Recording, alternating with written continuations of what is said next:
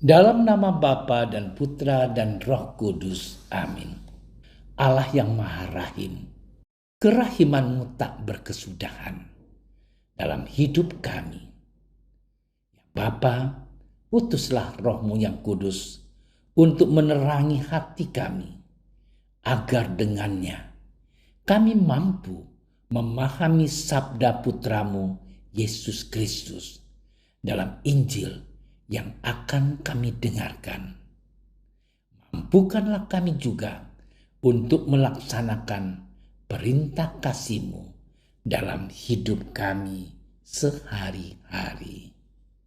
Amin.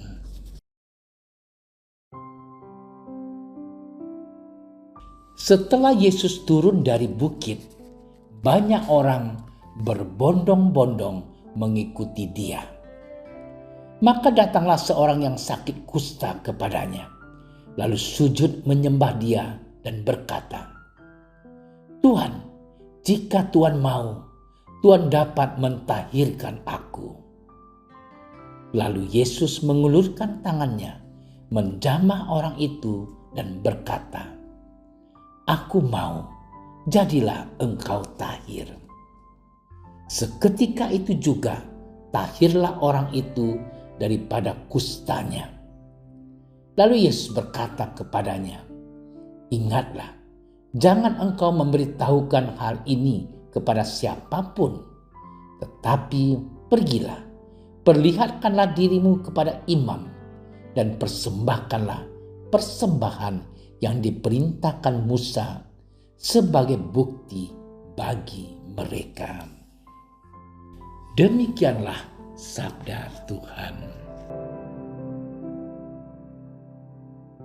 Saudara-saudariku yang dikasihi Tuhan, Yesus adalah wujud tertinggi kasih Allah kepada kita, ciptaannya.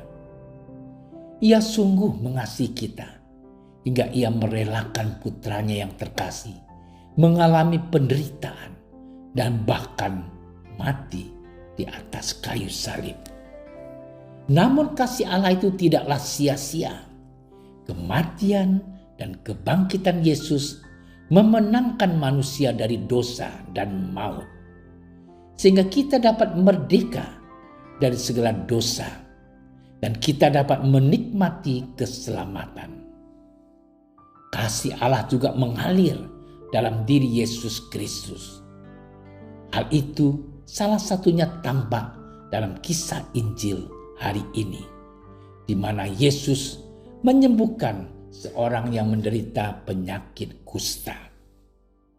Perlu kita ketahui bahwa pada zaman di mana Yesus hidup, apabila seseorang mengalami penyakit kusta, maka sudah pasti bahwa ia adalah seorang pendosa berat dan harus disingkirkan dari masyarakat. Saudara-saudariku yang dicintai oleh Tuhan kita Yesus Kristus, orang kusta dalam bacaan Injil yang telah kita dengar telah mengalami penderitaan karena sakitnya yang parah. Lalu dengan kerendahan hati ia datang kepada Yesus dan memohonkan kesembuhan dari sakitnya. Kita pasti tahu akhir dari kisah ini, yakni Yesus menyembuhkan orang ini. Ketika orang kusta itu telah sembuh, Yesus memerintahkan agar ia datang kepada imam bangsa Yahudi dan mempersembahkan kurban yang semestinya sebagai bentuk rasa syukur. Namun, ada hal yang menarik dalam kisah Injil hari ini. Keunikannya terletak pada si kusta yang dalam usahanya untuk meminta kesembuhan melontarkan pertanyaan terlebih dahulu. Ia sujud di hadapan Yesus dan berkata, "Tuhan, jika Tuhan mau, Tuhan dapat mentahirkan aku." Hal ini sangat menarik karena si kusta ini sudah sangat yakin bahwa Yesus dapat menyembuhkannya. Jika seandainya ia ragu, maka ia tidak akan bertanya jika Tuhan mau, melainkan jika Tuhan bisa. Hal ini sudah menunjukkan iman yang besar dan kerendahan hati yang sungguh, serta penyerahan diri secara total kepada Allah.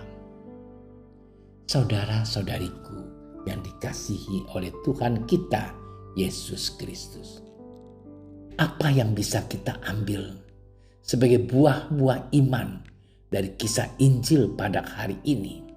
Tentunya adalah iman yang teguh dan tanpa keraguan pada Kristus dan karyanya. Allah adalah Maha Kuasa, tak ada yang tak dapat dilakukannya. Dalam kuasanya, Ia dapat melakukan segala hal dalam hidup kita sebagai mujizat. Namun, yang menjadi pertanyaan ialah, apakah kita telah datang kepadanya dan dengan rendah hati memohon karunia bagi hidup kita? Mungkin secara fisik kita tidak terkena penyakit kusta, tapi psikis kita, hati kita penuh dengan dosa-dosa seperti penyakit kusta. Kita harus datang kepadanya untuk disembuhkan, untuk dibersihkan.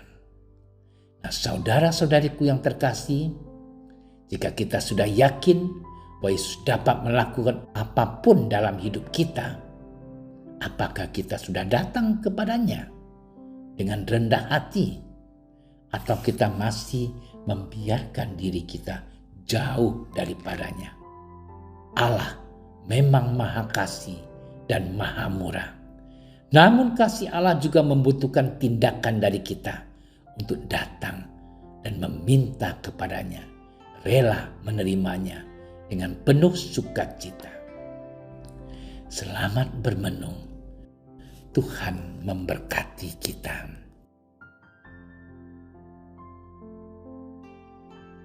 Ya Allah yang Maha Kasih, atas cintamu yang besar, Engkau telah rela mengorbankan putramu untuk menjadi manusia dan sama seperti kami. Kami mohon, bertakhtalah dalam hati kami, sehingga hati kami senantiasa terarah kepadamu dan berjalan sesuai dengan kehendak-Mu.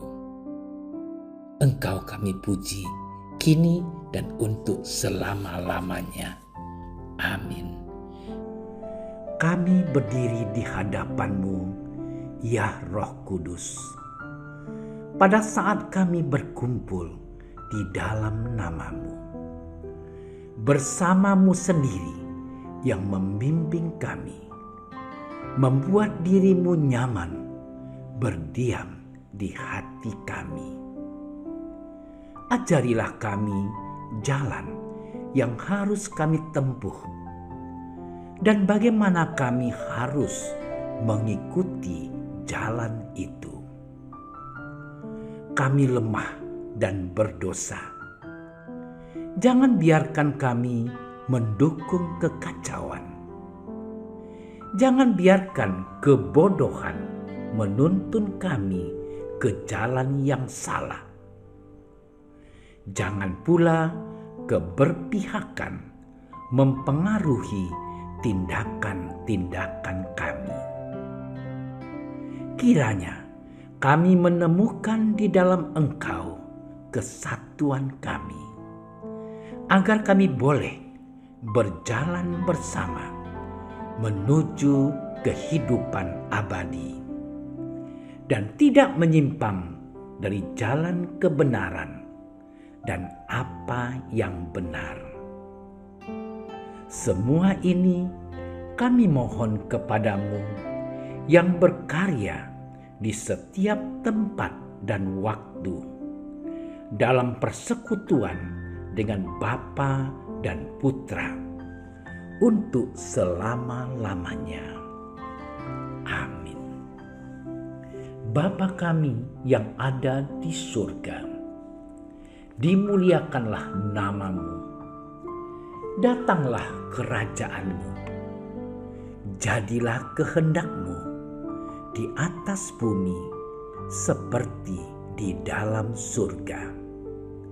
Berilah kami rezeki pada hari ini, dan ampunilah kesalahan kami, seperti kami pun mengampuni yang bersalah kepada kami.